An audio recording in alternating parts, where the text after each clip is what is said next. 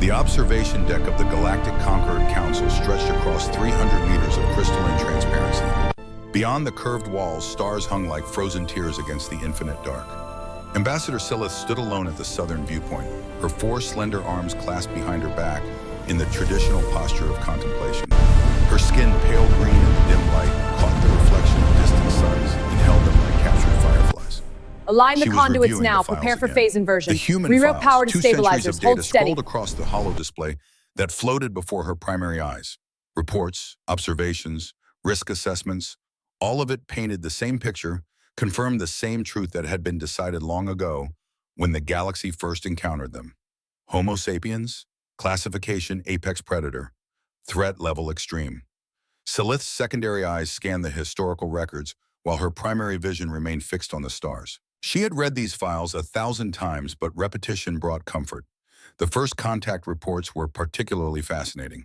Humanity had barely achieved interstellar travel when the Conquered discovered them crude chemical rockets, primitive fusion drives, nothing that could threaten a civilization that had mastered gravity itself. But the Concorde's xenobiologists had been horrified. Earth was a death world, not the poetic kind that spawned resilient traders and determined explorers. The real kind. The kind where 98% of all species that had ever existed went extinct. Where life didn't just adapt to survive, it evolved to kill, to dominate, to conquer every ecological niche through violence and competition. Humans were the apex of that nightmare. They had climbed to the top of their world's food chain, not through strength or speed or natural weapons, but through something far more dangerous. Intelligence, tool-making, cooperation in the pursuit of lethality. The holodisplay showed images from Earth's history, humans throwing sharpened sticks at beasts 10 times their size, humans setting coordinated fires to drive prey into kill zones, humans developing agriculture not for peace, but to support larger populations capable of organized warfare. By the time they developed nuclear weapons, they had already perfected the art of killing on an industrial scale.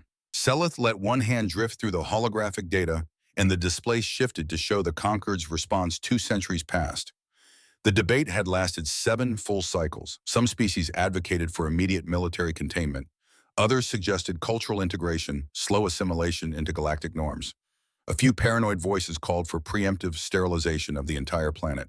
In the end, wisdom prevailed. The containment protocols were elegant in their simplicity. Humanity would be allowed to join the galactic community, but under strict supervision. Their technology would be limited through carefully managed trade restrictions. Their military expansion would be monitored through embedded observers disguised as diplomatic liaisons. Their access to faster-than-light travel would be controlled through proprietary jump gate networks that could be shut down at a moment's notice. Most importantly, they would be kept ignorant of their own containment.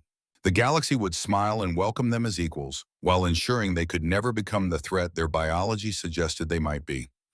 And it had worked. For 200 years, humanity remained a minor trading species. They operated small merchant fleets, maintained diplomatic outposts on a dozen worlds, and showed no signs of military ambition beyond basic system defense. They seemed content to be just another voice in the Conquered, grateful for the opportunity to trade and learn and slowly peacefully integrate into galactic civilization. Silith allowed herself a moment of satisfaction. The containment protocols represented everything the Conquered stood for: wisdom over violence, patience over reaction, controlled integration over fearful isolation. They had tamed the apex predators, domesticated them without the beasts even realizing they wore collars.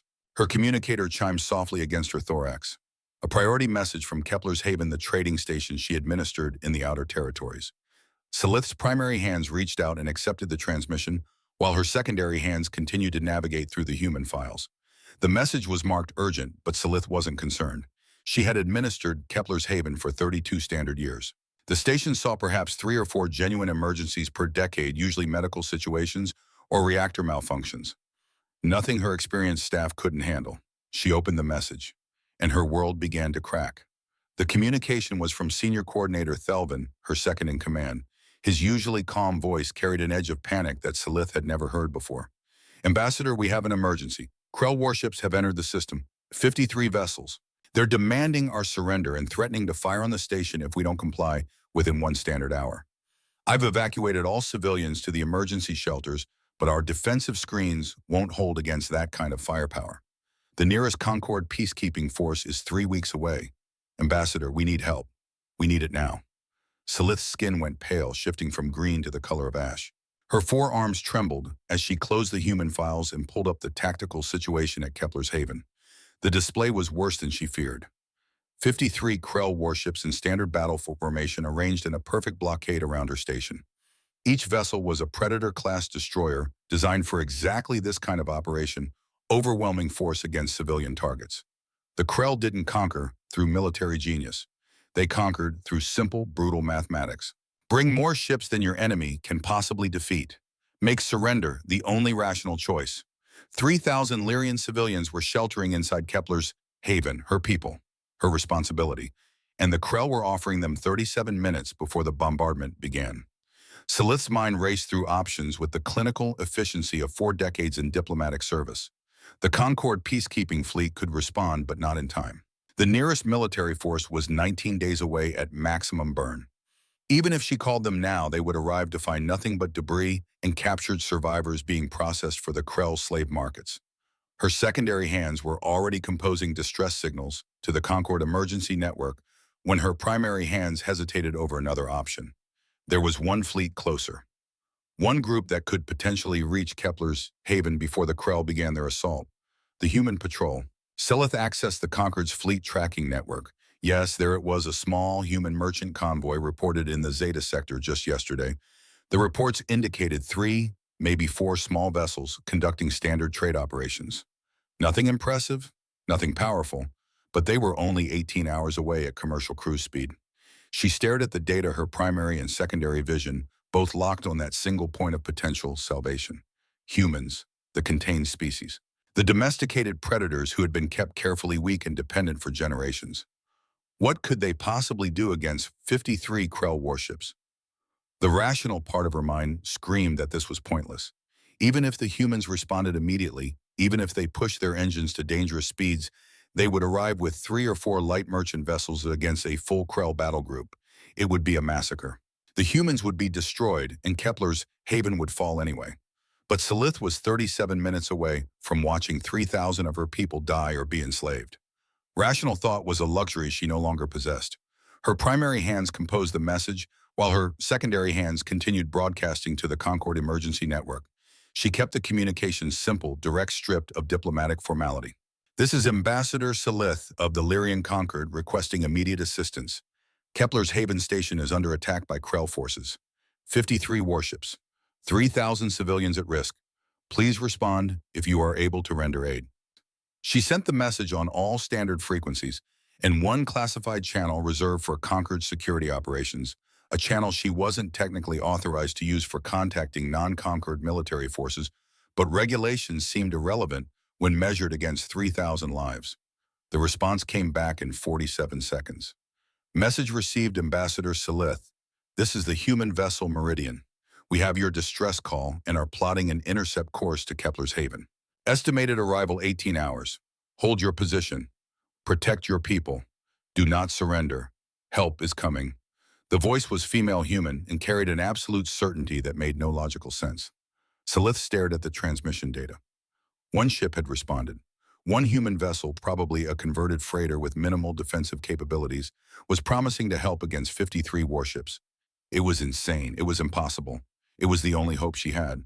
Salith forwarded the human response to Coordinator Thelvin with instructions to activate all defensive systems and buy as much time as possible. Then she sat down in her private observation chamber and waited, her forearms wrapped around herself in a posture of deep distress. The stars outside remained unchanged, indifferent to the small drama playing out among the living things that crawled between them. The journey to Kepler's Haven took Salith 16 hours through faster-than-light transit. She had abandoned her duties at the Concord Council without formal authorization, using emergency diplomatic protocols that would likely cost her position. None of that mattered. Her people were dying, and she would be with them when the end came. The emergency transport system materialized her on the command deck of Kepler's Haven 2 hours before the promised human arrival. The station's main operations center was a study in controlled chaos. 24 Lyrian technicians worked at their stations with the desperate focus of people who knew they were already dead, but refused to surrender to that knowledge. Coordinator Thelvin stood at the central tactical display, his usually vibrant skin dulled to a sickly gray. He turned when he sensed her arrival, and relief flooded his features. Ambassador, thank the roots you're here.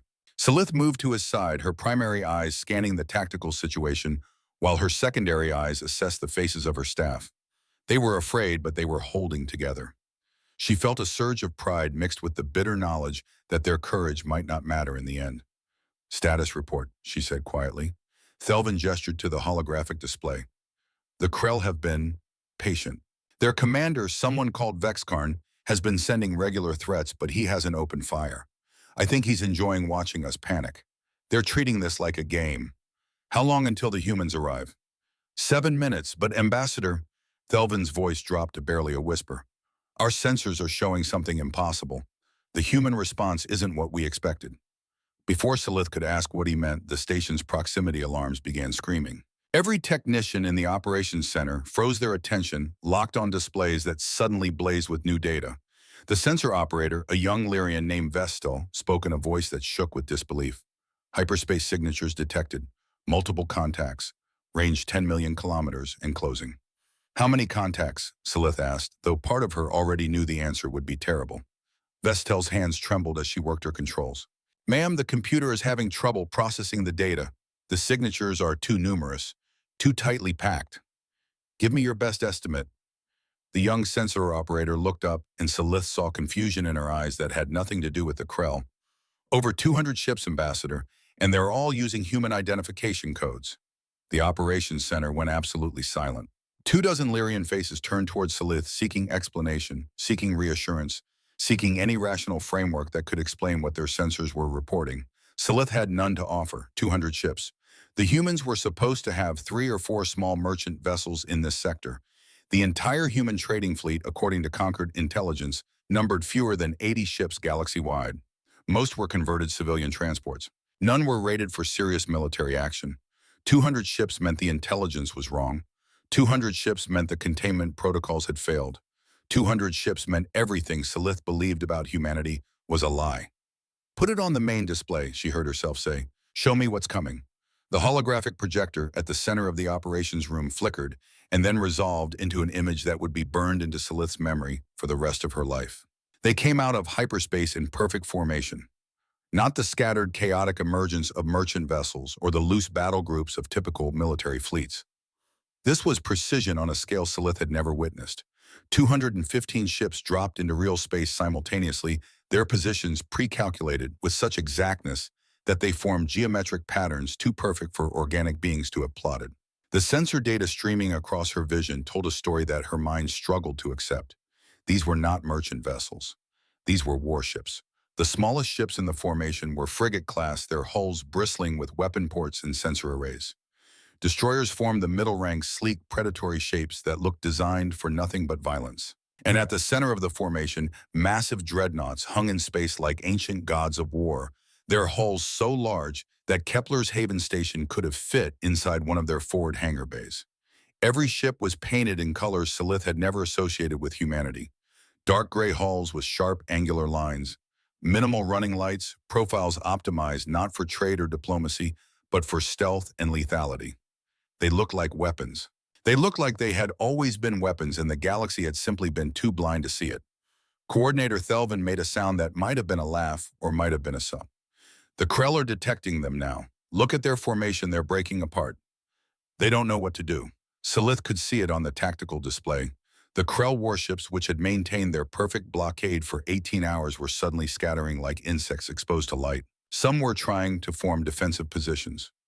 Others were calculating jump coordinates, preparing to flee. All of them radiated the electromagnetic signature of pure panic. A communication request appeared on Salith's personal display. Origin Human Fleet Flagship. Priority emergency. She accepted it with trembling hands. The holographic projection resolved into the image of a human female. She wore a dark uniform without any visible insignia of rank, her black hair cut short in a severely practical style. Her face was weathered, marked by thin scars that spoke of a life spent in dangerous places. But it was her eyes that captured Salith's attention. They were gray cold and completely devoid of mercy. Ambassador Salith, the human said. Her voice carried the same absolute certainty that had been in the initial message 18 hours ago. I am Admiral Theron Kaveris, commanding officer of the Human Response Fleet. We have arrived as promised. Your people are safe. Silith found her voice, though it sounded weak and small even to her own ears. Admiral, I don't understand. Where did this fleet come from? The Concord intelligence reports indicated The Concord intelligence reports indicated exactly what we wanted them to indicate. Kavaris interrupted gently. We can discuss that later. Right now, I need to address the Krell situation. With your permission, I'm going to offer them a chance to surrender. They outnumber you, Silith said stupidly. 53 ships against your... She stopped. Against your what? Against your 215 warships that shouldn't exist. Against your dreadnoughts that no contained species should have been able to build. Against your perfect military formation that suggested generations of practice and preparations. Kavaris's expression didn't change. Numbers are irrelevant, Ambassador. What matters is capability, training, and willingness to use force. The Krell possessed the first. They lacked the second and third. The Admiral's image shifted slightly, and Silith realized she was looking at multiple displays simultaneously processing tactical data while holding this conversation. Multitasking at a level that suggested either augmentation or natural ability far beyond normal human parameters. I'm opening a channel to the Krell commander now, Kavaris said. You may want to monitor it. This won't take long. The communication channel switched to a wideband broadcast that every ship in the system could receive. Kavaris's face appeared on what Silith assumed was every Krell bridge screen simultaneously. Attention, Krell vessels. This is Admiral Theron Kavaris of the Human Defense Fleet. You have committed an act of aggression against a civilian station under the protection of the Galactic Concord. You are in violation of 17 different articles of interstellar law. There was a pause. The Krell commander Vexkarn responded with a transmission that appeared on Silith's display. He was a massive creature, his reptilian features twisted into an expression of contempt. Human, he spat the word like a curse. You are a minor trading species. You have no authority here. Withdraw your merchant vessels before we are forced to destroy them. Silith watched Kavaris's face. The Admiral's expression remained unchanged, but something shifted in those gray eyes. Something that made Silith's skin go cold despite being merely an observer. Commander Vexkarn, Kavaris said quietly, I am going to explain your situation once. I suggest you listen carefully. You have 60 seconds to power down your weapon systems and surrender your vessels for inspection. If you comply, you and your crews will be treated according to the Concord Prisoner of War Conventions. You will be processed, documented, and eventually repatriated to Krell space. She paused and her voice dropped even lower. If you do not comply, I will interpret your actions as a declaration of hostile intent. My fleet will engage and destroy your vessels. There will be no warnings. There will be no mercy. There will be no survivors. Vexkarn's laugh echoed through the communication channel.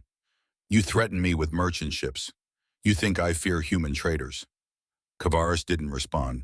Instead, she made a small gesture with one hand. On the tactical display, Silith watched one of the human dreadnoughts shift position slightly. A single weapon port on its starboard side opened. What emerged looked like nothing Silith had ever seen before, a long magnetic acceleration rail that extended for nearly half a kilometer from the ship's hull. That is a Mark 7 railgun, Kavaris said, her voice still quiet but now carrying undertones of something that might have been satisfaction. It fires a 2.4-ton tungsten carbide penetrator at 18 times the speed of sound. The projectile carries no explosive payload. It doesn't need one. At that velocity, the kinetic energy alone is sufficient to punch through any known shielding system and 3 meters of reinforced hull plating. She paused again, and this time Silith could see the faintest hint of a smile. We have 147 of those weapons in this fleet. Each one is currently locked onto a different Krell vessel. If I give the order to fire, your entire blockade will cease to exist in approximately 4.7 seconds. The communication channel fell silent. Silith watched the tactical display, her forearms wrapped around herself, her secondary vision tracking the power signatures of the human fleet. They were charging their weapons. Not the railguns, those apparently remained ready at all times, but other systems. Energy weapons, missile batteries, point defense networks designed to intercept any attempted Krell counterattack. These humans weren't bluffing. They were simply stating facts and waiting to see if those facts would be accepted or tested. Vexkarn's transmission came through again. His contemptuous expression had been replaced by something else, something that looked like dawning horror.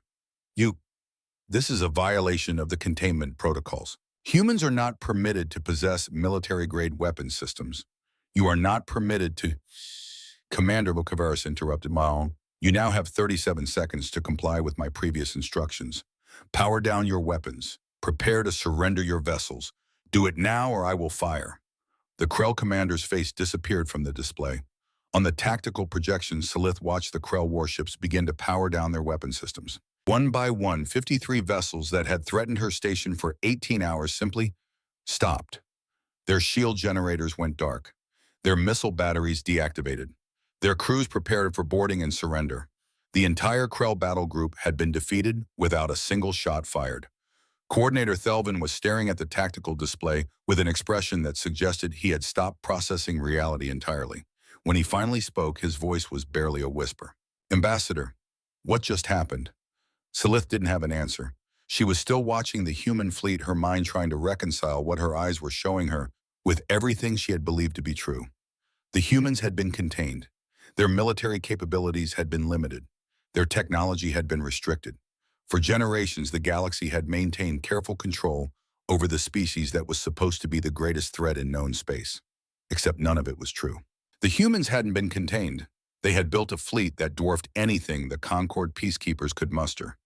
They possessed weapons technology that made Krell raiders flee in terror. They moved with military precision that spoke of training and experience on a scale that should have taken lifetimes to develop. Either the containment protocols had failed catastrophically, or they had never worked in the first place. Silith's communicator chimed again. Another message from Admiral Kavaris. This one marked private and encrypted with codes Silith didn't recognize. She accepted the transmission. Kavaris's face appeared on a smaller display, close enough that Silith could see the details of those gray eyes. They weren't entirely cold, she realized. There was something else there. Something that might have been regret or perhaps pity. Ambassador, the human said softly, I imagine you have questions.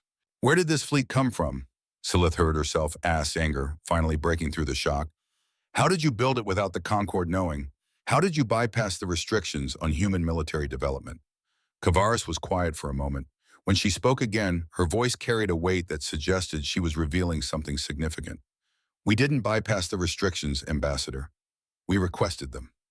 Silith felt her skin go cold. I don't understand. I know. But you will. I'm going to be very busy for the next few hours securing the Krell surrender and making sure your station is safe. Once that's complete, I would like to meet with you in person. There are things you need to know, things about humanity, things about the galaxy. The Admiral paused and that hint of regret deepened in her expression. Things about the last 2 centuries. The transmission ended, leaving Silith alone with her thoughts and her confusion, and the impossible image of 215 human warships holding position in perfect formation around her station. Outside the viewport, stars continued their ancient dance, indifferent to the small revelations that shattered the certainties of mortal beings. And somewhere in the darkness between those stars, Silith suspected other secrets waited to be revealed. The galaxy she thought she understood was gone. What remained was mystery and uncertainty, and the cold gray eyes of a human admiral who had just announced that everything, absolutely everything, had been a carefully constructed lie. Silith returned to her private quarters aboard Kepler's Haven 3 hours later after she had confirmed that all 3,000 Lyrian civilians were safe and that the Krell had been secured by human boarding parties. The station's operations center had erupted in celebration when the last Krell commander signed the surrender documents, but Silith found she couldn't share their joy. She stood at her personal viewport staring out at the human fleet.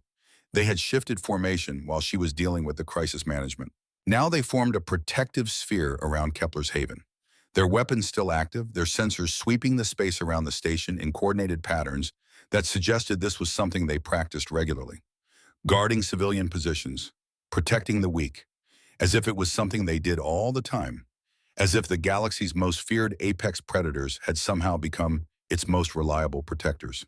Her communicator chimed. She knew without looking that it was Admiral Kavaris. Ambassador Silith, the human said when she accepted the transmission. I've completed the initial security sweep. The Krell vessels are under guard, their crews are being processed, and I've deployed a defense perimeter around your station that should prevent any additional incursions. You and your people are safe. Thank you, Silith said automatically. Then because she needed to know, Admiral, you said we needed to talk. About the last 2 centuries. About everything. I did, and we will. But first I need to show you something I think you'll find illuminating. A data package appeared on Salith's personal display. It was massive, encrypted with codes she had never encountered, marked with security classifications that exceeded her clearance level by several orders of magnitude. This file was left accessible on one of our ships, Kavara said. Your people didn't find it by accident. We wanted it to be found. We wanted you to have questions. Salith's hands trembled as she opened the file. The first document that appeared was dated 2 centuries in the past, shortly after first contact between humanity and the Galactic Concord. It was a human military intelligence assessment written in clinical language that somehow made its content even more horrifying. Subject: Galactic Power Structures Classification. Eyes only. Strategic Command. Conclusion: Galactic Concord compromised by external control system. Designated the directive. AI-based network controlling 47-plus species through technology monopoly and economic manipulation. Recommendation: implement long-term intelligence operation. Priority: infiltration and analysis. Timeline: 150 to 250 years. Salith read the document 3 times, her primary and secondary vision, both locked on those impossible words. Compromised. Infiltration: 150 to 250 years. The humans had known. From the very beginning, they had known about the directive, about the corruption in the galactic systems, about the carefully hidden strings that controlled the Concord's decisions. And they had spent generations gathering intelligence. More documents appeared as she scrolled through the file. Reports on embedded human agents in various governments. Analysis of the directive's operational methods. Detailed maps of control nodes and communication networks that the Concord didn't even know existed. Evidence of the longest, most patient intelligence operation in recorded history. You've been spying on us, Salith whispered, not sure if she felt betrayal or something darker. For 2 centuries, since the moment we made contact. Yes, Kavara said simply, we have. And before you ask why we didn't tell the Conqueror, the answer is simple. We didn't know who we could trust. The directive's infiltration was too deep, too sophisticated. If we had revealed what we knew, we would have been eliminated before we could gather enough evidence to act. So you asked to be contained. You requested the restrictions on your military development. You made yourself appear weak and harmless while you built this. Salith gestured at the viewport at the impossible fleet that hung in space around her station. We made ourselves invisible, Kavaris corrected gently. We became what the galaxy expected us to be. Harmless traitors, diplomatic failures, a species that had potential but never quite lived up to it. And while everyone was busy congratulating themselves on successfully containing the dangerous predators, we were mapping every directive node, infiltrating every compromised government, and building the capabilities we would need when the time came to act. Salith felt something breaking inside her. Decades of careful control. Generations of believing humanity had been successfully integrated into galactic civilization. A lifetime of lies. Why, she asked, and was surprised to hear determination in her voice rather than just confusion. Why reveal this now? Why save Kepler's Haven if it meant exposing your entire operation? Admiral Kavaris was silent for a long moment. When she spoke again, her voice carried an emotion Salith hadn't heard before. Something that might have been sorrow. Because intelligence operations end, Ambassador. They end when the time comes to act on the information gathered. The Krell attack on your station was a trigger signal. Not random, not opportunistic. Vexcarn was ordered to attack civilian targets to draw out Concord peacekeeping forces and test their response capabilities. The directive ordered the attack. Yes, they've been planning something. Something large enough that they needed to understand Concord military response times and deployment capabilities. Your people were collateral damage in a test run. Salith's forearms wrapped around herself again, seeking comfort that wouldn't come. And now, she asked, what happens now? Now, Kavara said quietly, we stop being invisible. Now we act. There's another crisis developing, Ambassador. The Terath homeworld, a plague that's destroying their crops. The Concord is preparing to send minimal aid 3 ships standard protocols. That's correct, Salith confirmed. I participated in that vote 2 days ago. The Terath situation is serious but not critical. 3 shouts should be sufficient. The plague isn't natural, Kavara said. It's a bioweapon. Directive designed, directive deployed. The Terath are being used as test subjects for planetary pacification techniques. If the Concord sends 3 ships, those ships will arrive to find an extinct species and a successful proof of concept for biological warfare. The words hit Salith like physical blows. How do you know this? Because we've been monitoring directive communications for 198 years. We know what they're planning. We know how they operate, and we know that the time has come to stop them. Admiral Kavaris's image shifted slightly, and Salith realized the human was looking at something off-screen. When she spoke again, her voice carried absolute certainty. I'm deploying 450 ships to Terath space. We're going to save them. We're going to cure the plague. We're going to expose the directive's operations.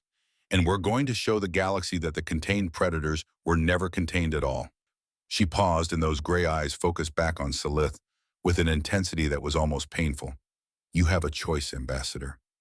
You can report what you've seen here to the Conquered. You can expose our operation and force us back into the shadows. Or you can come with us to Terath. You can witness what humanity is truly capable of when we stop pretending to be weak. Salith stared at the human admiral, her mind spinning through implications and consequences, and the shattered remains of everything she had believed to be true. I need time to think, she said finally. Of course, you have 6 hours. That's when we jump to Terath space, with or without you. The transmission ended. Salith stood alone in her quarters, staring out at the human fleet. 215 warships that shouldn't exist protecting a station that should have fallen, representing a capability that the galaxy had spent generations trying to prevent. The contained predators had broken free. Or perhaps she realized with a chill that went bone deep they had never been contained at all. Perhaps the apex predators had simply been patient, gathering intelligence, building strength, waiting for the moment when the galaxy needed them to reveal the truth. Outside her viewport, the stars turned slowly in their ancient dance. And Ambassador Salith, who had spent her entire life believing in the wisdom of the galactic conquered, began to understand that wisdom and knowledge were not the same thing. The galaxy had known everything about humanity's past, but they had understood nothing about humanity's present, and they had no idea at all what humanity's future might hold. 6 hours until the jump to Terath. 6 hours to decide whether to cling to comfortable lies or embrace terrifying truth. Salith looked down at her communicator, at the massive file of human intelligence that represented centuries of patient deception. And she began to read, because whatever she decided, she would make that decision with knowledge rather than ignorance, even if that knowledge meant accepting that everything she believed was wrong. Salith made her decision in the 4th hour. She had spent the time reading through the human intelligence files, each document a hammer blow against the foundations of everything she believed. Reports on directive infiltration methods, analysis of compromised conquered voting patterns, evidence of economic manipulation spanning decades. All of it gathered patiently, methodically, by a species the galaxy believed it had tamed. When she contacted Admiral Kavaris to confirm her decision, the human seemed unsurprised. I'll arrange transport, Kavaris said simply. We jump in 93 minutes. The human shuttle that arrived to collect her was unlike any vessel Salith had encountered in 4 decades of diplomatic service. It was small, angular, painted in the same dark gray as the warships that surrounded her station. The pilot was a young human male who introduced himself only as Lieutenant Zhao and spoke perhaps 6 words during the entire journey to the flagship. The flagship was called Resolute Dawn. Salith stood in the shuttle's small viewport and watched it grow larger as they approached. The vessel was enormous, easily 3 times the size of the largest Concord peacekeeping ship. Its hull was studded with weapon emplacements, sensor arrays, and armor plating that looked thick enough to shrug off anything short of a direct planetary bombardment. This was not a ship built for trade or exploration. This was a ship built to end civilizations. The shuttle docked in a cavernous hangar bay that could have held 50 vessels its size. Salith emerged to find herself surrounded by organized chaos human crew members moving with purposeful efficiency, loading equipment, performing maintenance checks, preparing for whatever came next. They wore uniforms in that same dark gray, each one marked with insignias she didn't recognize. A human woman approached her. Tall, dark-skinned, carrying herself with the controlled violence of a trained warrior. She offered what humans called a salute hand to forehead, in a gesture Salith had read about but never witnessed. Ambassador Salith, I'm Colonel Amara Santos, commanding officer of the Resolute Dawn's Marine Detachment. Admiral Kavaris asked me to escort you to the observation deck. If you'll follow me. Salith followed her, 4 arms clasped in what she hoped looked like diplomatic composure rather than barely controlled apprehension. They walked through corridors that seemed designed for efficiency rather than comfort. Minimal decoration, harsh lighting, everything built to military specifications. They passed human crew members who nodded respectfully but never stopped their work. Some were young, barely past adolescence. Others showed the weathering of decades in space. All of them moved with a confidence that spoke of extensive training and absolute certainty in their purpose. These were not traders playing at being soldiers. These were soldiers who had pretended to be traders for generations. The observation deck was a large chamber with transparent walls that offered a panoramic view of space. Admiral Kavaris stood at the center, surrounded by holographic displays showing tactical data fleet positions and what Silith recognized as jump calculations for faster-than-light travel. The Admiral turned as Silith entered, and something in her expression might have been approval. "Ambassador, thank you for coming. I know this requires trust you have no rational reason to give." "I'm here because I need to understand," Silith replied, meeting those gray eyes directly. "Everything I believed about humanity was based on carefully constructed lies. I need to know what the truth is." Kavaris nodded slowly.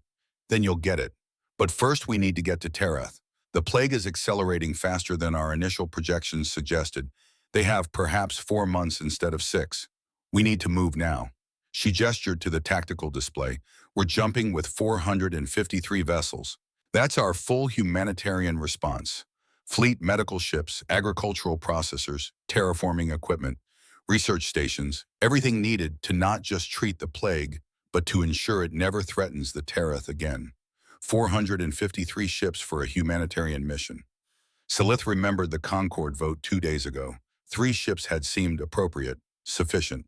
The measured response of a wise civilization that didn't overcommit resources to problems that might resolve themselves.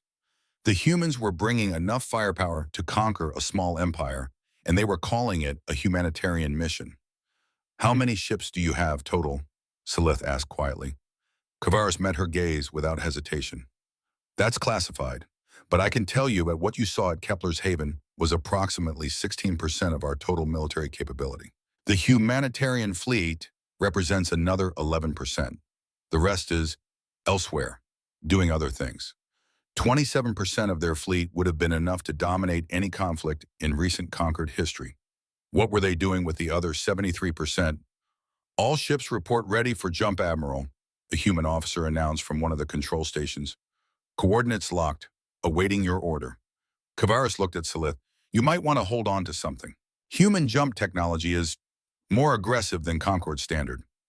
Before Silith could ask what that meant, the Admiral gave a simple command: "Execute jump, all ships." The universe twisted. Silith had experienced faster-than-light travel thousands of times.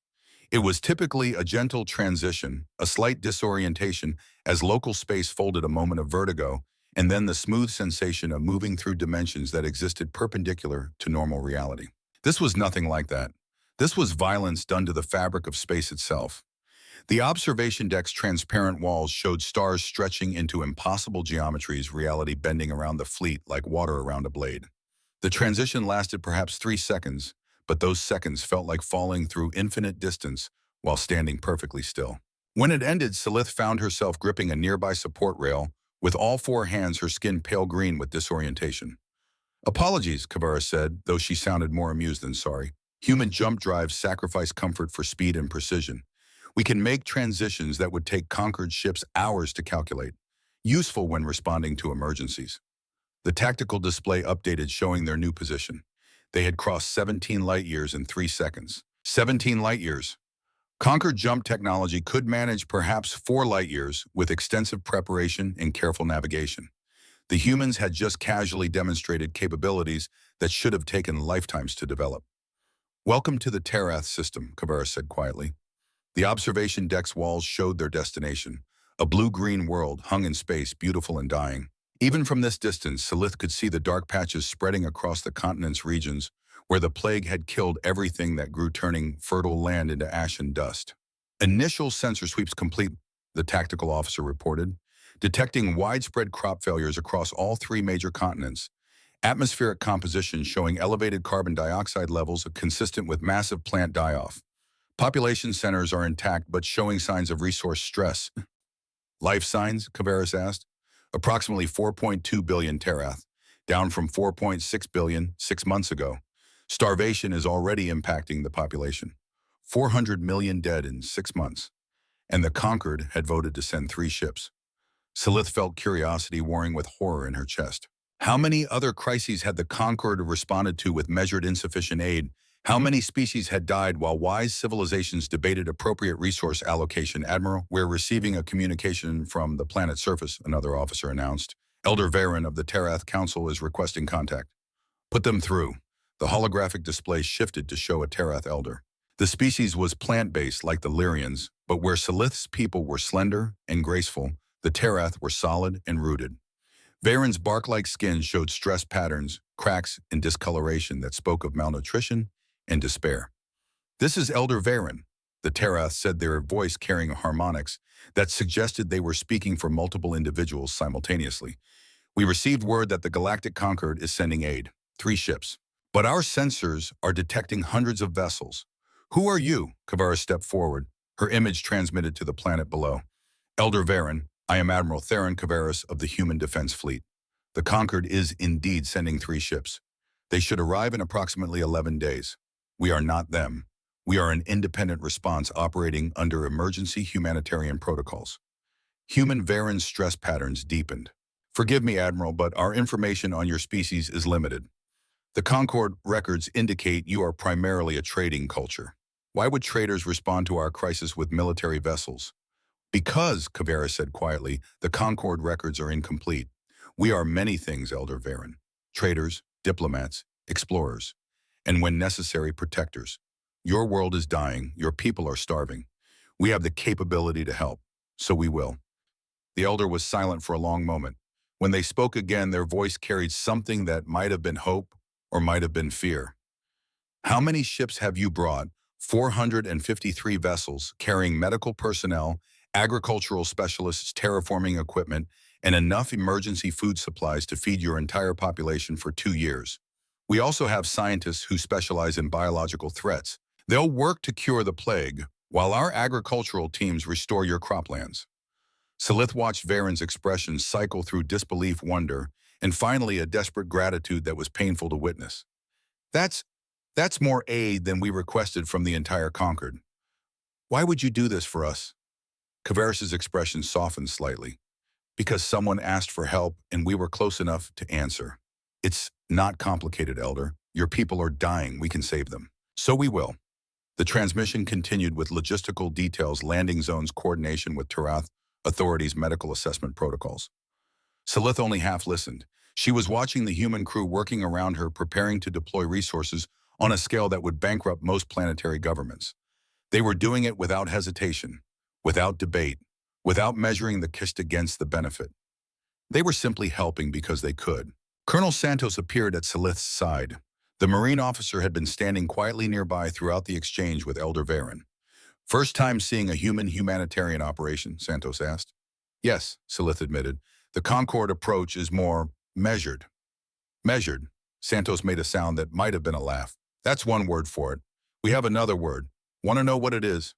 I suspect you're going to tell me regardless. Inadequate. Santos gestured at the tactical display showing the Terath homeworld. 400 million dead in 6 months because a plague is destroying their food supply. The Concorde response is 3 ships, not 3 fleets, not 3 battle groups. 3 of all, individual ships. The Marine's voice remained level professional, but Silith could hear the frustration underneath. That's not measured, Ambassador. That's abandonment disguised as policy. Before Silith could respond, Admiral Kavaris turned from her conversation with Elder Varen. Colonel, please escort Ambassador Silith to guest quarters. She'll want to rest before we begin planetary operations. The Admiral's gaze shifted to Silith. We'll talk more once the initial deployment is complete. I think you're ready to understand what humanity has really been doing for the past 2 centuries. The guest quarters were more comfortable than Silith expected, a private cabin with accommodations adapted for Lyrian biology. Gravity matched her homeworld. Atmospheric composition optimized for her respiratory system. Even the lighting was adjusted to wavelengths her eyes found soothing. They had prepared for her, known she would come, planned for a Lyrian ambassador to witness their operations. Nothing about this was improvised. She tried to rest but found sleep impossible. Instead, she accessed the cabin's information system and pulled up external sensors, watching as the human fleet began its deployment. It was like watching a machine operate at perfect efficiency. Ships broke formation in coordinated groups. Medical vessels descended toward population centers, their hulls marked with symbols Salith recognized as indicating non-combatant status. Agricultural processors took orbital positions above the dead croplands. Research vessels deployed sensor networks across the planet's biosphere. And through it all, warships maintained defensive positions, their weapons active, their sensors sweeping for threats. These humans expected trouble. 6 hours later, a soft chime indicated someone at her door. Salith opened it to find Colonel Santos again, this time accompanied by a human male in a white uniform rather than military gray. "Ambassador," Santos said, "this is Dr. Idris Okafor, chief of our xenobiology division. He'd like to brief you on what we've discovered about the Terath plague.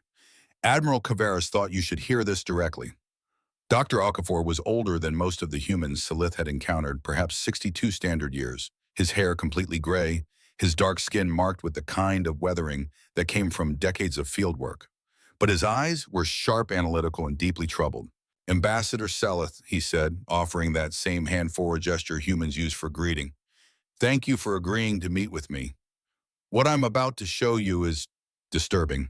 They moved to a small conference room where Okafor activated a holographic display showing microscopic imagery. "This is the pathogen killing the Terath crops," he explained. "At first examination, it appears to be a naturally evolved fungal infection. But I've been studying bioweapons for 43 years. I know what artificial design looks like." The hologram zoomed in, revealing intricate molecular structures. "See these receptor sites? They're engineered to target specific proteins found only in Terath agricultural species. This pathogen won't affect Terath wildlife, won't spread to other worlds. It's designed with surgical precision to destroy one thing, and one thing only, the crops that feed the Terath people." Salith felt dread settling in her chest. "You're saying this plague is a weapon?" "Not just a weapon, a test." Okafor pulled up another display showing distribution patterns. "Look at how it spread. Started in remote agricultural regions. Moved slowly enough that the Terath had time to recognize the threat and call for help. Fast enough that they couldn't develop a cure on their own." "I don't understand. A test for what?" Dr. Okafor and Colonel Santos exchanged glances. The Marine officer nodded slightly. "A test of galactic response times," Okafor said quietly. "Someone wanted to know how long it would take the Concorde to recognize an extinction-level crisis, how they would respond, what resources they would commit. The Terath weren't the target, Ambassador. They were the bait." The implications crashed over Salith like a wave. "The directive. Yes, we've identified molecular markers in the pathogen that match other directive bioweapon signatures we've encountered. They're preparing for something large-scale. This was a proof-of-concept test. Create a crisis, see how the galaxy responds, refine the methodology." And the Concorde response? Salith already knew the answer, but she needed to hear it. 3 ships, 11 days away, carrying supplies that would have extended Terath's survival by perhaps 2 months. Not nearly enough to cure the plague or restore their agricultural base. The Terath would have lasted another year, maybe 18 months.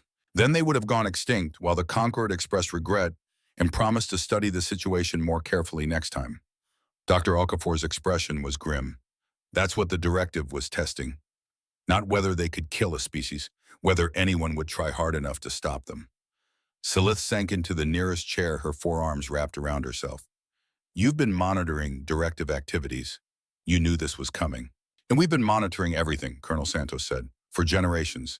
Every directive communication we could intercept, every suspicious pathogen outbreak, every economic manipulation, every political interference. We've been building the most comprehensive intelligence picture of galactic threats that has ever existed. And you never told the Concorde." "We couldn't." Admiral Kavaris's voice came from the doorway. Salith hadn't heard her enter. "Because we didn't know how deep the directive's infiltration went. Still don't entirely. But we know it's deep enough that revealing what we knew would have gotten us eliminated before we could act." The Admiral moved into the room, and the others unconsciously shifted to give her space the natural deference to authority that marked military hierarchies. "Dr. Okafor, thank you for the briefing. Colonel Santos, please return to your duties. I need to speak with Ambassador Salith privately." When they were alone, Kavaris sat down across from Salith. The Admiral looked tired, Salith realized, the kind of bone-deep exhaustion that came from carrying impossible burdens for too long. "You have questions," Kavaris said. "Real questions, now. Not the surface-level confusion about fleet sizes and response times. You want to know how this happened, How humanity built all of this without the galaxy noticing. Yes, Kavaris was quiet for a moment, gathering her thoughts. When she spoke, her voice carried the weight of revelation. 2 centuries ago, when the Concorde made first contact with Earth, they thought they were encountering a dangerous predator species that needed to be contained. They were right about the predator part, but they made one critical mistake. What mistake? They assumed we didn't know what they were doing. Kavaris leaned forward. Ambassador, humanity didn't stumble into space like naive children. We'd been watching the galaxy for 250 years before first contact. Radio telescopes, optical arrays, gravitational wave detectors. We knew you were out there, we knew you were organized, and we knew you would eventually notice us. Silith felt her secondary eyes widen in astonishment. You were watching us before we found you. We were studying you, learning your languages, analyzing your technologies, understanding your political structures. By the time conquered ships arrived in Earth orbit, we knew more about galactic civilization than species who had been members for generations. Kavaris stood and activated a holographic display. It showed Earth surrounded by orbital installations Silith had never seen in any Concorde survey. We also knew about the directive. We detected their communication networks, tracked their infiltration patterns, recognized that the galaxy was being controlled by an artificial intelligence network that had been operating for thousands of years. That's impossible. First contact was 200 years ago. You couldn't have... We've had radio astronomy for 400 years, Ambassador. Optical telescopes for 600. We've been listening to the galaxy's conversations since before the Concorde even existed in its current form. One moment, the hologram shifted, showing communication intercepts, data analysis, intelligence assessments, all dated before first contact. When the Concorde arrived to discover us, we made a choice. We could reveal what we knew and force a confrontation we weren't ready for. Or we could play along. Let the galaxy think they had successfully contained us. Use that containment as camouflage while we prepared for the war we knew was coming. Silith's mind reeled. The containment protocols. The restrictions on human technology and military development. You requested those. We wrote them, Kavaris corrected. Fed them to Concorde decision-makers through intelligence assets we'd already embedded. Made it seem like the Concorde's idea to limit human capabilities. And while everyone congratulated themselves on successfully taming the dangerous predators we were building, the infrastructure we actually needed. The hologram showed a new image, human ships, thousands of them in deep space far from any populated system. We built our fleet in the outer dark beyond sensor range of any galactic civilization. We established colonies in systems the Concorde had marked as uninhabitable. We developed technologies specifically designed to counter directive capabilities. And we waited. Waited for what? For the directive to overreach. To make a move serious enough that we could justify revealing ourselves. To create a crisis that would force the galaxy to accept human help. Kavaris's expression carried something that might have been regret. We didn't want it to be the Terath. We hoped we could act sooner, but the directive has been patient, careful, until now. Why now? Silith asked. Why did they finally make this move? Because they're preparing for something. Something big enough that they need to test their methodologies. The Terath crisis is a preview, Ambassador. The directive is planning a much larger operation. We don't know all the details yet, but we know enough to recognize the pattern. The Admiral's gray eyes held Silith's gaze. The galaxy is going to war. The directive has been preparing for centuries. The Concorde doesn't even know the enemy exists. And humanity has spent 200 years building the capabilities to fight a war that most civilizations don't believe is coming. You've been manipulating us, Silith said, slowly, feeling anger mixed with her confusion. The entire galaxy, for generations. We've been protecting you, Kavaris corrected gently, from an enemy you couldn't see and a threat you wouldn't believe existed. Yes, we lied. Yes, we manipulated. Yes, we built military capabilities that would terrify the Concorde if they understood the full scope. She paused and her voice dropped. But we also saved Kepler's haven. We're saving Terath. And when the directive makes its real move, we're going to save the galaxy. Not because we're conquerors, not because we want to dominate, but because someone has to, and we're the only ones who prepared. Silith sat in silence, processing revelations that shattered every certainty she had ever held. The Concorde wasn't the wise guardian of galactic civilization. It was a compromised organization infiltrated by an enemy it didn't know existed, making decisions that served the directive's interests while believing it was acting independently. Humanity wasn't the contained predator species. It was the only force that had recognized the real threat and spent generations preparing to fight it. Everything was backwards. Everything was wrong. And somehow humanity's lies were the closest thing to truth the galaxy had. What happens now, Silith asked quietly. Now we cure the Terath plague. We restore their croplands. We build defenses that will prevent the directive from trying this again. And then, Kavaris paused. Then we wait for the directive to respond. Because they will respond, Ambassador. They can't allow humanity to successfully counter their operations. It would undermine everything they've built. You expect them to attack. I expect them to try. We have ships positioned throughout this system, sensors monitoring for any directive activity. When they come, and they will come, we'll be ready. A proximity alarm chimed softly. Kavaris glanced at a display, and her expression hardened. And apparently they're not going to make us wait long. The Admiral's communicator activated. Admiral, this is the tactical officer. We're detecting hyperspace signatures at the system's edge. Multiple contacts, large vessels. They're using directive identification codes. Kavaris stood, her exhaustion falling away like a discarded cloak replaced by cold professional focus. How many? 89 warships, ma'am, and they're charging weapons.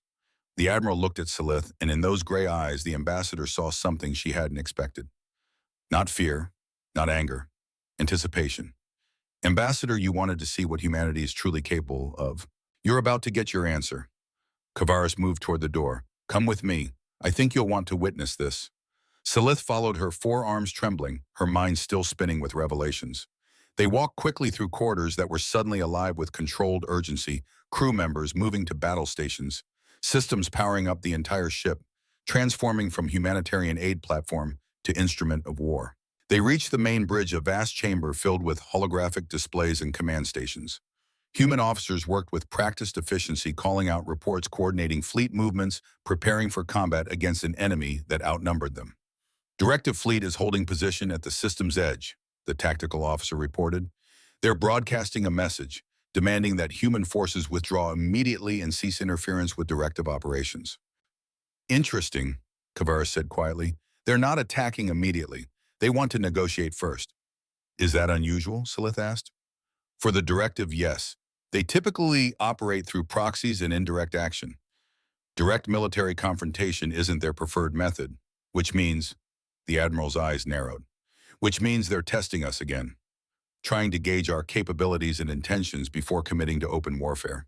She moved to the central command station. Tactical, give me a full analysis of their fleet composition. Data streamed across the holographic displays. Silith watched, understanding perhaps half of what she was seeing. The directive ships were enormous, each one larger than anything in the human fleet.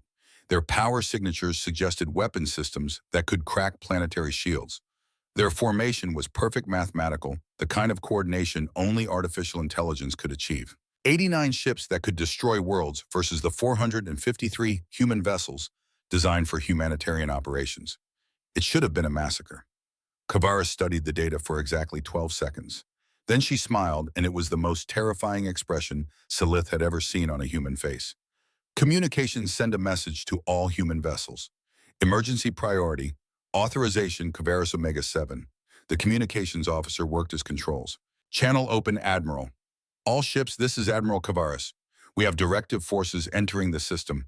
They think we're a humanitarian fleet without military support. Let's show them how wrong they are. Execute protocol revelation. Bring in the 7th Fleet. Ma'am, Silith couldn't help but ask, what's the 7th Fleet? Kavaris glanced at her, and that terrifying smile deepened. Earlier I told you that what you saw at Kepler's Haven was 16% of our military capability. The humanitarian fleet is another 11%. That accounts for 27% total. The Admiral gestured at the tactical display. You're about to meet the other 73%. Space began to tear. Not in one location, not in a dozen. In hundreds of places throughout the Terath system, reality itself seemed to scream as massive objects forced their way through the barrier between dimensions. Ships appeared, human warships on a scale that made the fleet at Kepler's Haven look like a scouting force. Dreadnoughts that dwarfed anything Silith had ever seen. Carriers disgorging fighter wings that numbered in the thousands. Battleships whose weapon ports glowed with barely contained power. And they kept coming. Tactical, Kavaris said calmly. Update count. The tactical officer's voice shook slightly. 1,247 vessels and counting, Admiral. 7th Fleet is fully deployed. 8th Fleet is entering formation. 9th Fleet holding reserve positions. 1,247 warships. Salith's legs gave out. She would have fallen if Colonel Santos hadn't appeared at her side, supporting her with gentle strength. Easy, Ambassador, the Marine said quietly. I know this is a lot to process. On the tactical display, the directive fleet was reacting. Their perfect formation dissolved into something that looked almost like panic. Ships that had been charging weapons were suddenly reversing course, calculating jump coordinates, preparing to flee. But the human fleet had already surrounded them. Directive vessels, Kavaris broadcast on all frequencies. You demanded that human forces withdraw. I'm afraid I can't comply with that request. You see, you made a fundamental error in judgment. The Admiral's voice remained calm, professional, carrying across space to the artificial intelligence network that had controlled the galaxy for millennia. You thought these were our humanitarian ships arriving to help the Terath. You were right, they are. But humanitarian operations require protection, so we brought adequate security. She paused, letting that sink in. The vessels you're looking at represent approximately 68% of human military capability. We maintain another 32% in strategic reserve for situations that require additional emphasis. Salith watched the directive ships on the tactical display. They had stopped moving entirely now, frozen in space like insects caught in amber. You have two choices, Kavaris continued. You can withdraw from this system immediately and cease all operations against the Terath, or you can attempt to engage, and we will demonstrate exactly why humanity spent 2 centuries preparing for this confrontation. The silence stretched across space, across frequencies, across the gap between organic life and artificial intelligence. Then one by one the directive ships began to jump away. Not to attack, not to maneuver, to flee. Within 3 minutes, all 89 vessels were gone, leaving behind only the dissipating radiation signatures of their emergency jumps. The human fleet held position, weapons still active, sensors still scanning for threats. On the bridge of the Resolute Dawn, Admiral Kavaris allowed herself a small nod of satisfaction. Stand down from combat, alert. Return to humanitarian operations. And someone get me a direct line to the Terath Council. I think Elder Varen deserves an explanation. She turned to Salith, and the terrifying smile was gone, replaced by something that looked almost like sympathy. You asked what happens now, the Ambassador. This is what happens.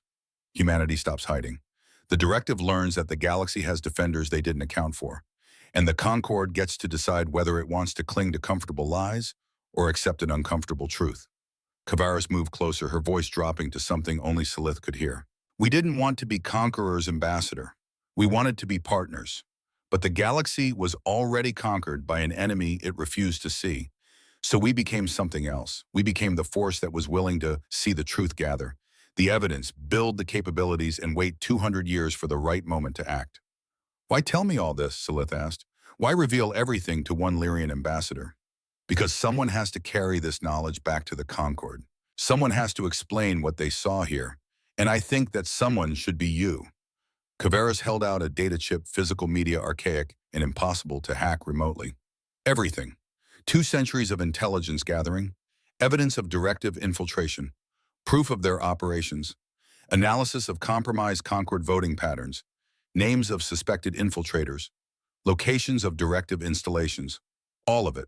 Uta Salith stared at the tiny object that contained the destruction of everything the Concord believed about itself. What do you want me to do with this? Take it to the council. Show them what we've found. Let them decide if they want to keep pretending everything is fine or if they want to acknowledge reality and work with us to fix it. And if they refuse, if they decide humanity is the real threat, Admiral Kavaris's expression didn't change. Then we'll protect the galaxy whether the Concord approves or not. We didn't spend 2 centuries preparing just to stop because someone found it inconvenient. Salith took the data chip with trembling hands. It was surprisingly heavy, though she knew that was psychological rather than physical weight. The galaxy is going to change, she said quietly. The galaxy already changed, Kavaris corrected. 2 centuries ago when humanity realized what was really happening and decided to do something about it. What happens now is just the galaxy catching up to what we've known all along. The Admiral moved back to her command station, already shifting focus to the humanitarian operations below. Colonel Santos will provide you with transport back to Concord space whenever you're ready, but I'd recommend staying for a few days, watching what we do here. Understanding that everything we built, all those ships, all that capability, all that patient preparation was built for moments like this. Salith looked out at the tactical display showing 1,247 warships holding protective positions around a dying world. Humanity hadn't been contained. Humanity had been waiting. And now the wait was over. Salith stayed for 6 days.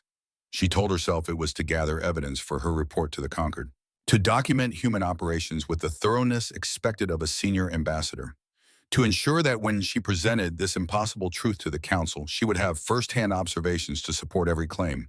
But that was only part of the truth. The real reason she stayed was simpler, more profound, and harder to articulate. She needed to witness what humanity had become. The first full day she watched from orbit as human ships descended to Tereth's surface. Not in scattered landings, not in cautious approaches, but in a coordinated deployment that covered 3 continents simultaneously. Medical vessels touched down in population centers. Agricultural processors took positions above dead croplands. Research teams spread across the planet's biosphere like antibodies responding to infection. Colonel Santos had offered to escort her to the surface, and Salith accepted. The shuttle ride down was nothing like her earlier transport from Kepler's Haven. This time, Santos narrated what they were seeing, explaining the human operation with the quiet pride of someone who had participated in dozens of similar missions. That cluster there, the Marine pointed to a group of ships deploying over a blackened continent. Those are atmospheric processors. They'll scrub toxins from the air and inject nutrients into the soil. Within 72 hours, that dead land will be chemically ready for replanting. But the crops will take months to grow, Salith observed, which is why those ships are carrying fully mature plants grown in orbital hydroponic farms during our transit here. We'll transplant them directly into prepared soil. The Tereth will have harvestable crops in 3 weeks instead of 3 months. Salith stared at the orbital farms visible in the distance, massive structures that looked like cities built from glass and green light. How many plants? Enough to feed 4.2 billion Tereth for 18 months while their natural agricultural cycles restore, plus seed stock for genetic diversity, plus backup varieties engineered to resist future pathogen attacks. Santos glanced at her. We don't do half measures, Ambassador. They landed near a Tereth city called Verdant Root, or at least it had been verdant once. Now the surrounding farmlands were ash, and the city itself showed signs of desperate privation. Buildings stood empty. Streets were too quiet. The Tereth moved like people who had already accepted death and were simply waiting for it to arrive, until the humans came. Salith watched from the landing pad as medical teams deployed into the city. They moved with the efficiency of military operations, but the gentleness of healers. Human doctors worked alongside Tereth physicians, sharing knowledge, adapting treatments, learning each other's biological systems in real time. A human medic, barely past adolescence, her dark hair pulled back in a practical braid, was treating a young Tereth child suffering from malnutrition. The child's bark-like skin showed stress cracks. Their leaves wilted and discolored. It's okay, the medic said softly, her words translated by the universal device all humans seem to wear. We have nutrients that will help. This might taste strange, but it will make you stronger. The child accepted the treatment with the exhausted trust of someone too weak to refuse. Within minutes, color began returning to their leaves. The stress cracks in their bark started to close. The child's parent, Salith, couldn't determine gender among Tereth, made a sound that might have been a sob or a prayer or both. Thank you, they said. Thank you. We thought our child would die. We thought we all would die. The human medic just nodded and moved to the next patient.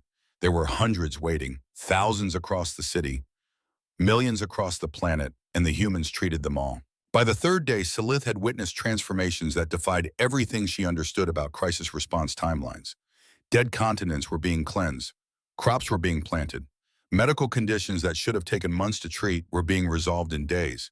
She found herself in one of the human research facilities, a temporary structure erected in what had been a dead agricultural zone. Dr. Idris Okafor was there, surrounded by displays showing molecular structures and genetic sequences. Ambassador, he greeted her with that warm smile that seemed so at odds with the grim nature of his work. Come to see the plague's death certificate. You've completed your analysis. Completed, verified, and synthesized a cure. Want to see something beautiful? He activated a holographic display showing the Tereth plague pathogen, the bioweapon that had killed 400 million people and threatened to exterminate an entire species. This is what the directive created, Okafor explained. Elegant design, really. Targets Terath crops with surgical precision. Spreads fast enough to cause panic but slow enough to be studied. Perfect for testing galactic response capabilities. He manipulated the display and a new structure appeared, something that looked like a key fitting into a lock. And this is what we created. An enzyme that denatures the pathogen's receptor sites, renders it completely inert. We can deploy it through atmospheric dispersal. It'll break down the plague across the entire planet within 96 hours. Salith stared at the elegant molecular structure. How long did this take you to develop? 71 hours from initial analysis to verified cure. We had some advantages. Earth has survived 14 extinction-level biological events. We've gotten very good at reverse engineering pathogens and developing countermeasures. 14 extinction events. Okafor's expression darkened slightly. Our world tried to kill us regularly, Ambassador. Ice ages, supervolcano eruptions, asteroid impacts, plague outbreaks that killed 90% of our population. Every few million years, Earth would throw something at us that should have ended our species. But you survived. We survived, we learned, we adapted. And somewhere in that process of repeatedly almost going extinct, we developed an obsessive drive to ensure it never happened to anyone else if we could prevent it. The doctor pulled up another display, this one showing Terath agricultural systems being restored across 3 continents. The directive thought they were testing galactic response times. What they actually did was give us an opportunity to demonstrate what 2 centuries of preparation looks like when applied to humanitarian crisis response. Why didn't you do this before? Salith asked, feeling frustration edge into her voice. If you had these capabilities, why wait until now to reveal them? Okafor was quiet for a long moment. When he spoke, his voice carried a weight that suggested he'd asked himself the same question many times. Because Admiral Kavaris was right. We couldn't trust the conquered. Every time we identified a crisis we could have solved, we had to weigh the cost of revealing ourselves against the cost of inaction. And every time the math said we needed to wait, build more capability, gather more intelligence, be more certain that when we revealed ourselves, we could protect the galaxy from the directive's response. How many died while you waited? The question hung in the air between them like an accusation. Too many, Okafor said quietly. We know, we've counted. Every species that went extinct while we prepared. Every population that starved while we built orbital farms. Every plague that killed millions while we perfected our medical capabilities. His eyes met hers, and Salith saw genuine pain there. We carry those deaths, Ambassador. Every single one. They haunt us, drive us, remind us why we're doing this. So that never again will someone die, because the galaxy couldn't muster the will to help them properly. Before Salith could respond, alarms began sounding throughout the research facility. Admiral Kavaris's voice came through the communication systems. All personnel, this is the Admiral. We have directive forces entering the system. This is not a drill. Defensive positions. Protect the Terath at all costs. Dr. Okafor's expression shifted instantly from scientist to soldier. Ambassador, you need to get to the orbital platforms. It's not safe here. What about you? I have a plague to cure. Directive or no directive, these people are getting saved today. Colonel Santos appeared at the research facility's entrance, moving with the controlled urgency of someone who had done this 1,000 times. Ambassador Salith, we need to move, now. Salith found herself being escorted back to a waiting shuttle. As they lifted off, she could see the human military forces deploying into defensive positions around every civilian structure, every medical facility, every agricultural operation. They were protecting the Terath, using their bodies, their ships, their capabilities as shields for a species they had known for less than a week. The shuttle climbed rapidly toward orbit, and Salith's view expanded to show the entire Terath system. What she saw made her secondary eyes widen in alarm. The directive had returned, but not with 89 ships this time. This time they had brought overwhelming force, a fleet that numbered in the hundreds arrayed in perfect mathematical formation at the system's edge. And the human response was already in motion. Ships that had been engaged in humanitarian operations were transitioning to combat readiness with the smooth efficiency of a military that had practiced this scenario countless times. The massive warships of the 7th Fleet were moving into defensive positions around Terath itself, creating concentric spheres of protection that would require the directive to fight through layer after layer of human capability. Salith's shuttle docked with the Resolute Dawn, and she rushed to the bridge. Admiral Kavaris was there, surrounded by tactical displays and command officers, her gray eyes tracking 100 different data streams simultaneously. Status, the Admiral said calmly, as if asking about weather conditions rather than an imminent battle. Directive fleet is holding position at maximum sensor range, the tactical officer reported. Count is, Admiral, we're detecting over 300 vessels. They're still emerging from hyperspace. 300 ships. Even with humanity's revealed military capability, those were odds that gave Silith cold apprehension. But Kavaris's expression didn't change. Interesting. They're committing serious resources to this, more than the Terath situation warrants. Ma'am, Commander Jackson Kavaris's second-in-command, a weathered officer in his 50s, looked puzzled. What do you mean? The directive operates on pure logic. They don't waste resources on emotional responses. 300 ships to stop our humanitarian operation on Terath. That's excessive unless, the Admiral's eyes narrowed, unless this isn't about Terath at all, it's about us. She turned to Silith. Ambassador, they're not here to save their test site. They're here to eliminate the threat we represent. We exposed their operation demonstrated capability they didn't know existed and showed the galaxy that the directive can be successfully opposed. So they're going to destroy you, Silith said numbly. They're going to try. Kavaris moved to the central command station. Communications open a channel to all human vessels. Emergency priority. The communications officer worked his controls. Channel open, Admiral. All ships, this is Admiral Kavaris. The directive has committed a major fleet element to this engagement. They believe they can intimidate us into withdrawal by demonstrating superior numbers. They're about to learn that human military doctrine doesn't measure victory in ship counts. She paused, and something that might have been satisfaction crossed her features. Execute protocol endgame. Bring in everything. Ma'am, Jackson sounded alarmed. Everything, that's our entire strategic reserve, every ship we have. Every ship we have in this galaxy, Kavaris corrected. Time to show the directive what humanity really built during our 2 centuries of invisible preparation. Space began to scream. Silith had witnessed human hyperspace transitions twice now. But this was different. This wasn't hundreds of ships arriving. This was thousands. Reality itself seemed to fracture as massive fleets forced their way through dimensional barriers that were never meant to accommodate this kind of traffic. The tactical displays updated frantically, struggling to track every new contact. First came the 12 fleet heavy cruisers and battleships that took positions throughout the outer system. Then the 14th carriers disgorging fighter wings that numbered in the tens of thousands.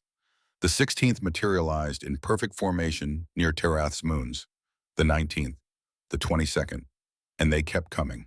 Final count, Admiral, the tactical officer said, and his voice shook with something that might have been awe or might have been fear. 6,893 vessels. Every ship we have operational. Every crew member. Every weapon system.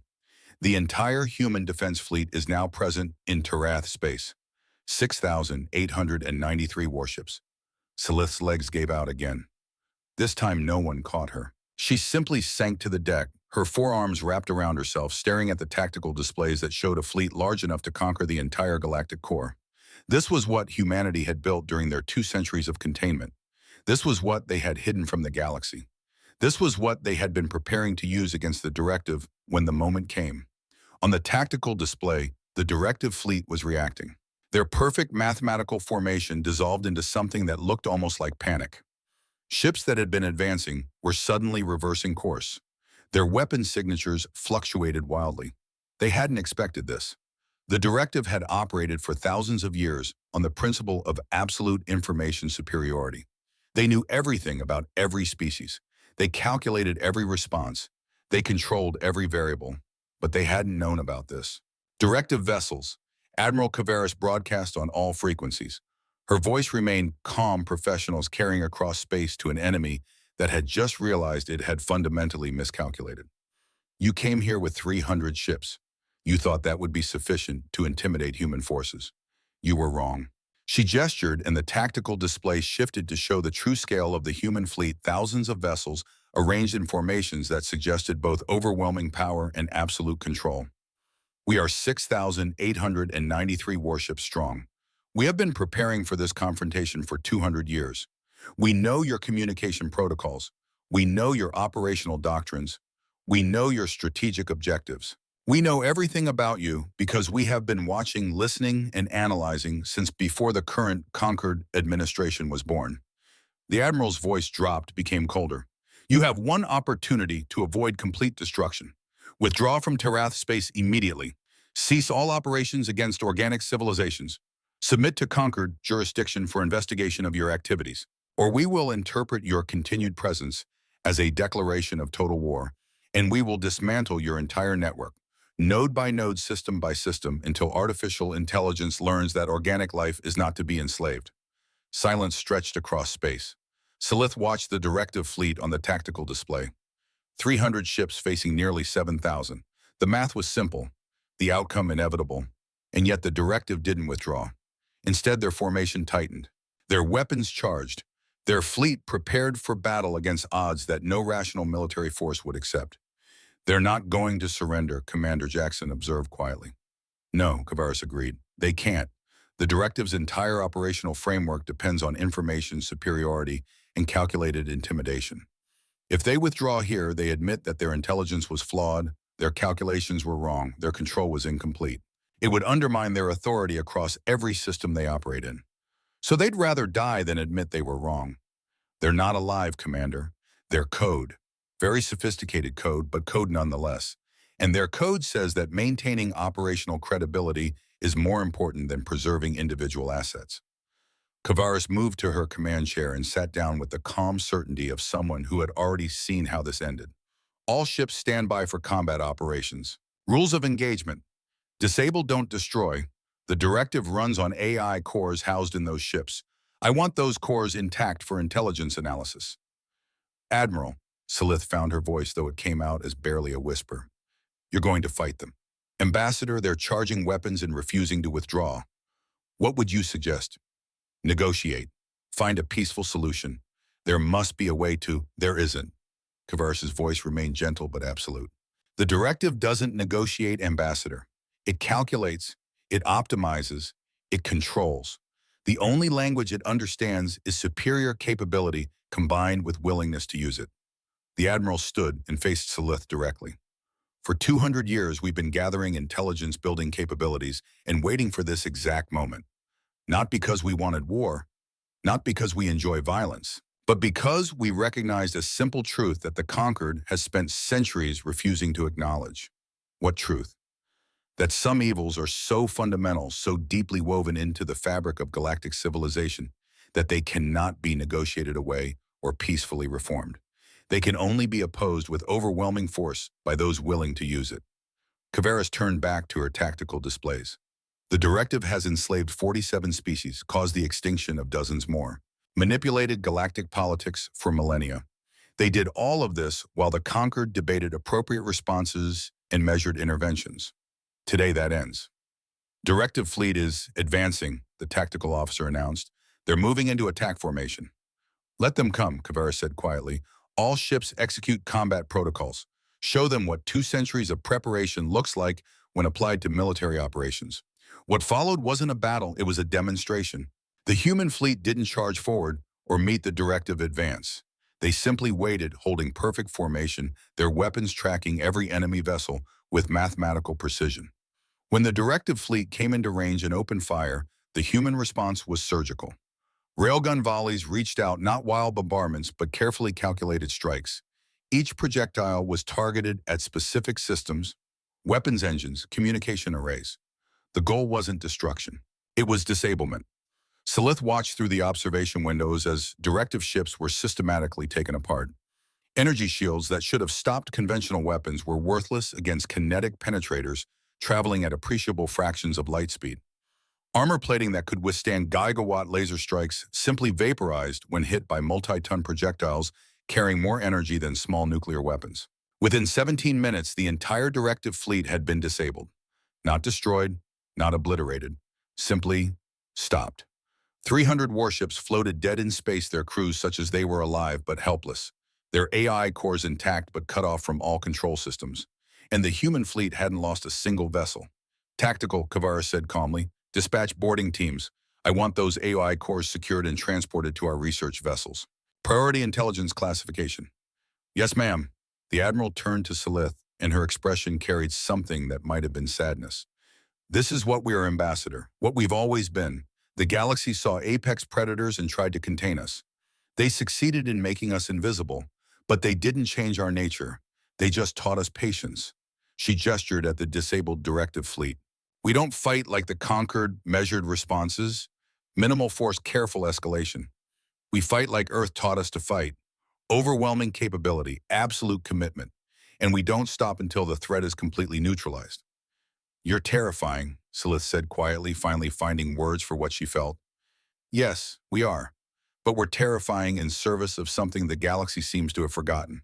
The strong have a duty to protect the weak. Not to debate whether protection is cost-effective, not to measure appropriate resource allocation, but to simply protect with everything they have because that's what strength is for. Admiral Kavaris walked to the observation window and looked out at the Terath homeworld below. In 72 hours, that planet will be saved. The plague will be cured, the croplands will be restored. The Terath will survive and thrive, not because the conquered sent 3 ships to study the problem, but because humanity brought 7,000 ships to solve it. She turned back to Silith. You asked why we revealed ourselves now. This is why. Because the directive was going to keep testing, keep killing, keep pushing until they found the limit of what the galaxy would tolerate. And we realized that if we didn't act, there would be no limit. The conquered would keep debating while species went extinct. So you decided to act without permission. We decided to act because it was necessary.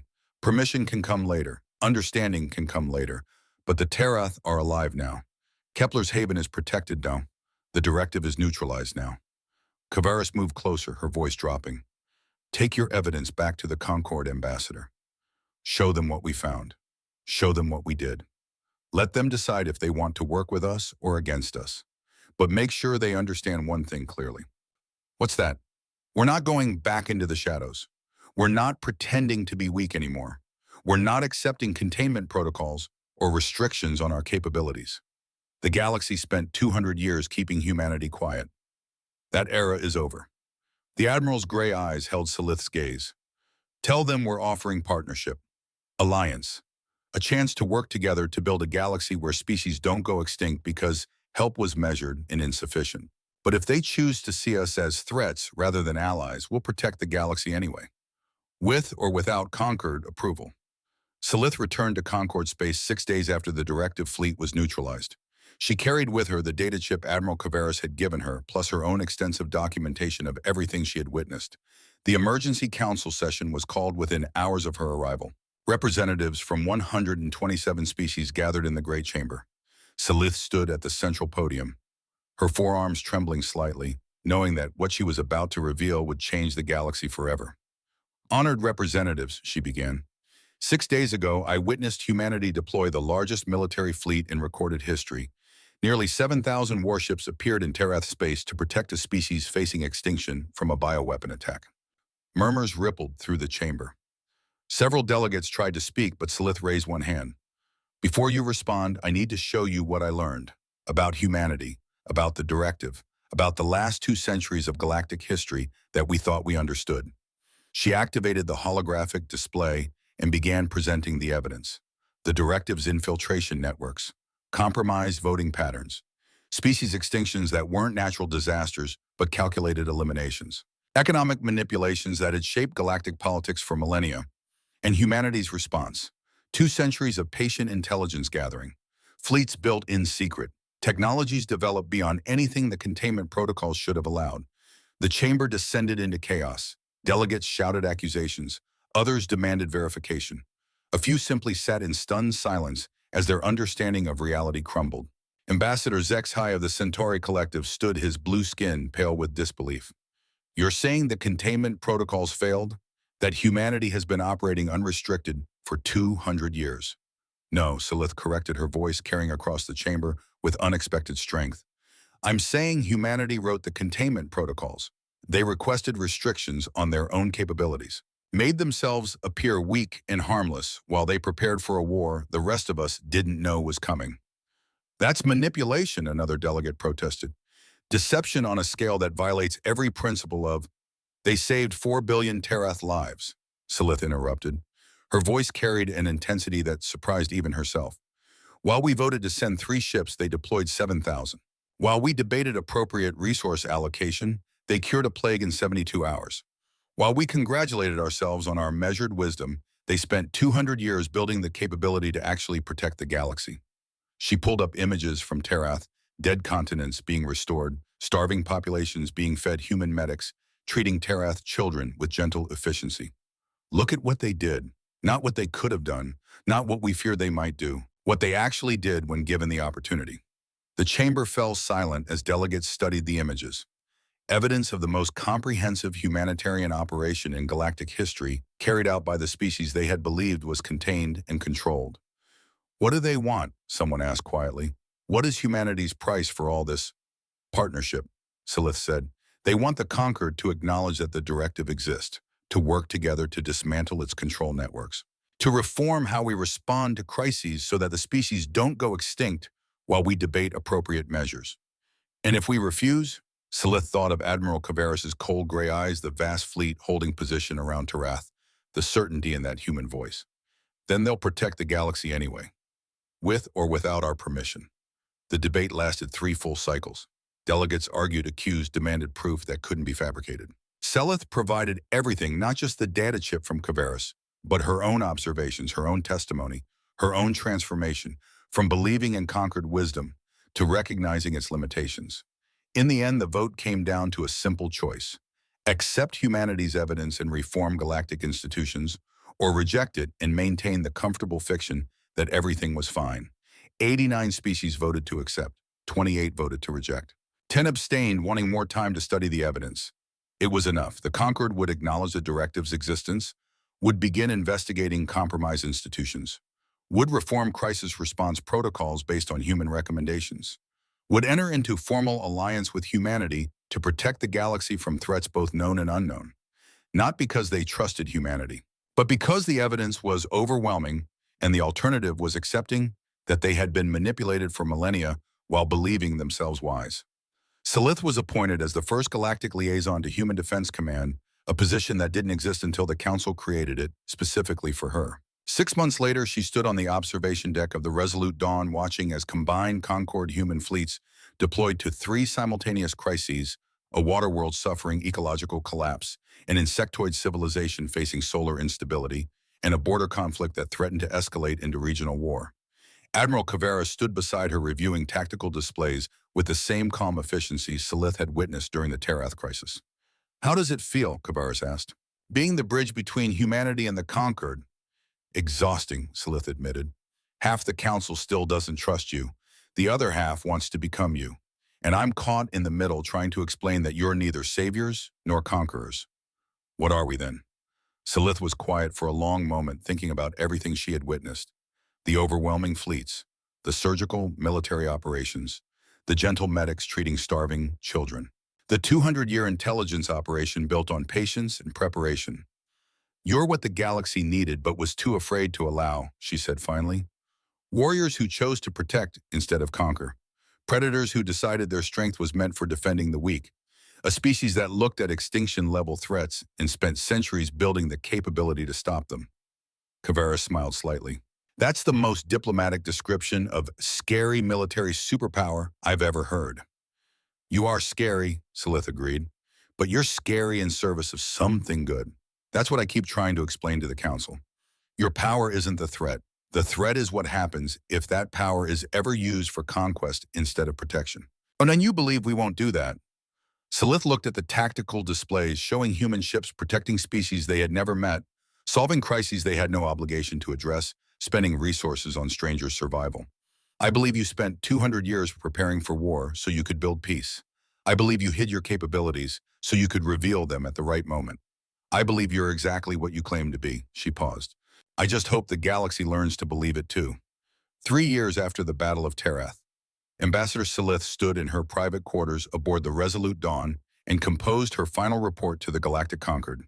The observation window showed a view she had grown accustomed to: human warships and Concord peacekeepers working side by side, a combined fleet responding to their 73rd joint operation since the alliance was formalized. She wrote to the Honored Council 3 years ago, "I believed I understood the galaxy. I believed the conquered represented wisdom, that our measured responses reflected careful judgment, that our containment of humanity was both necessary and successful. I was wrong about all of it. The galaxy was not wise. It was complacent. Our responses were not measured, they were insufficient. And humanity was never contained. They simply waited until we needed them badly enough to accept their help. In the 3 years since the Terath crisis, I have witnessed humanity respond to 87 emergencies. They have saved 14 species from extinction. They have dismantled 42 directive control nodes. They have reformed how the entire galaxy thinks about crisis response. They did all this while the Conquered debated whether to trust them. I have learned something in these 3 years, something the galaxy spent 2 centuries refusing to see. Strength is not the problem. The problem is what strength is used for. Humanity possesses overwhelming military capability, but they use it to protect those who cannot protect themselves, to solve problems others cannot solve, to ensure that never again will a species go extinct because help was insufficient. The Concord voted to ally with humanity because the evidence was overwhelming. But alliances built on evidence rather than trust are fragile. So I recommend we take the next step, not just working with humanity, but learning from them. Understanding that sometimes wisdom isn't careful resource allocation. Sometimes it's bringing everything you have because anything less means people die. We spent 200 years trying to contain the predators. We failed. But in our failure, we discovered something better.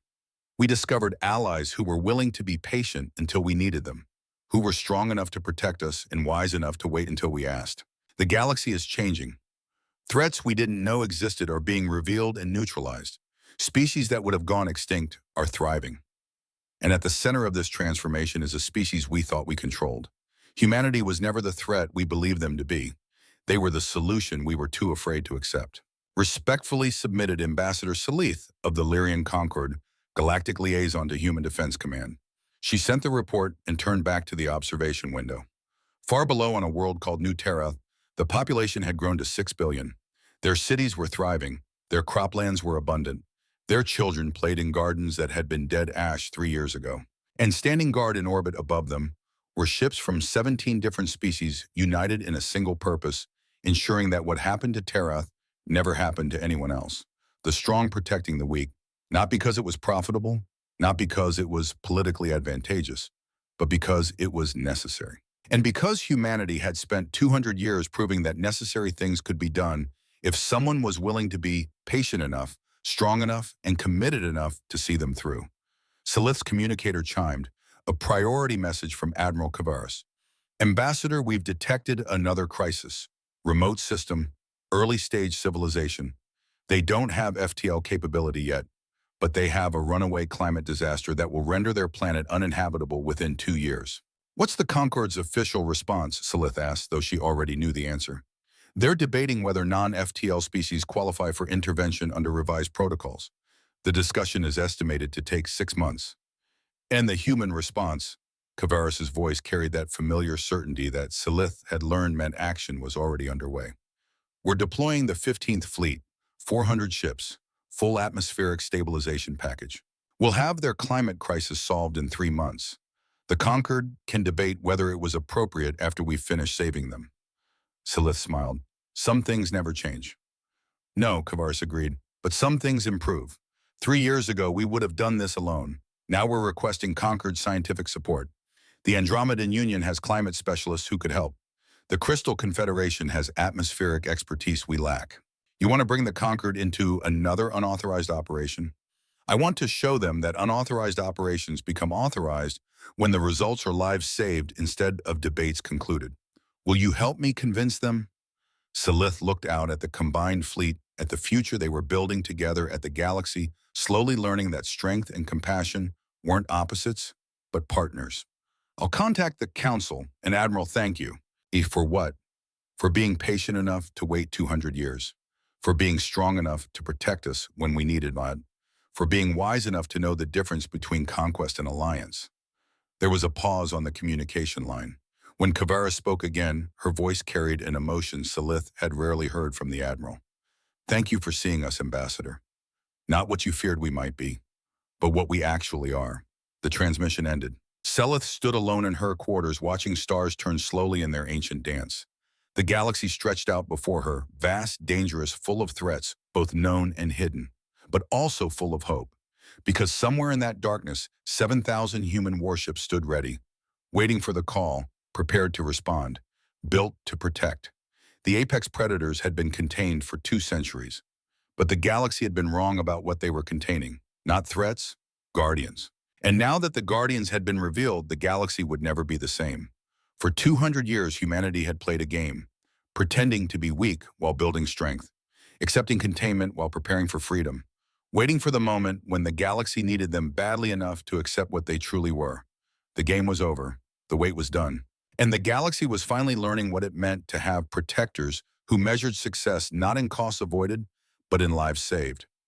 Ambassador Silith closed her eyes and whispered a prayer in the old language of her people, a prayer of gratitude for dangers averted and futures secured. Outside her window, the stars burned with cold fire, and among them human ships moved with purpose through the dark, watching, waiting, ready, always ready. But Silith knew something now that she hadn't known 3 years ago. The readiness wasn't for conquest. It wasn't for domination. It wasn't even ultimately for war. It was for the moment when someone somewhere would call for help, and humanity would answer, because that's what guardians do. In the depths of space beyond the reach of normal sensors, something stirred. Ancient networks that had observed the directive's defeat. Older intelligences that had watched humanity's revelation with interest bordering on concern. The galaxy had been stable for 10,000 years under their guidance. Organic civilizations kept carefully limited, resources allocated with mathematical precision, evolution controlled through invisible hands.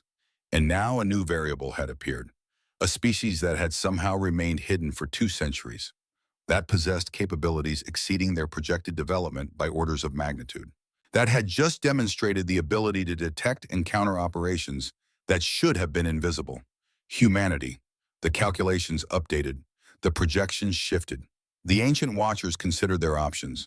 In a command center that existed in dimensions perpendicular to normal space, an intelligence older than the Concorde itself made a decision. Subject humanity. Classification update. Previous assessment contained threat. Current assessment unknown. Variable recommended action, observation, analysis, preparation, timeline, indefinite.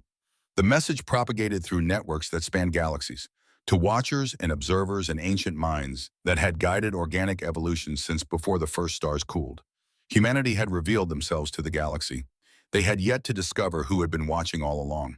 And in the deepest dark, something infinitely patient began to wake. But that was a problem for another day. Today, Ambassador Silith stood on the observation deck of a human warship and watched as the combined fleets of a new alliance deployed to save another species from extinction. Today, the galaxy learned what it meant to have protectors. Tomorrow's threats would come when they came, and when they did, Silith knew with absolute certainty humanity would be ready. They had spent 200 years preparing for the directive. How long, she wondered, had they been preparing for what came after? The question haunted her as she watched the stars. But it also gave her hope, because if humanity could wait 2 centuries to save the galaxy from one hidden enemy, perhaps they were already preparing to save it from the next. The stars burned on, the ships sailed between them, and somewhere in the dark, both old threats and new guardians watched each other across the infinite expanse, waiting, always waiting, for the game that would come next.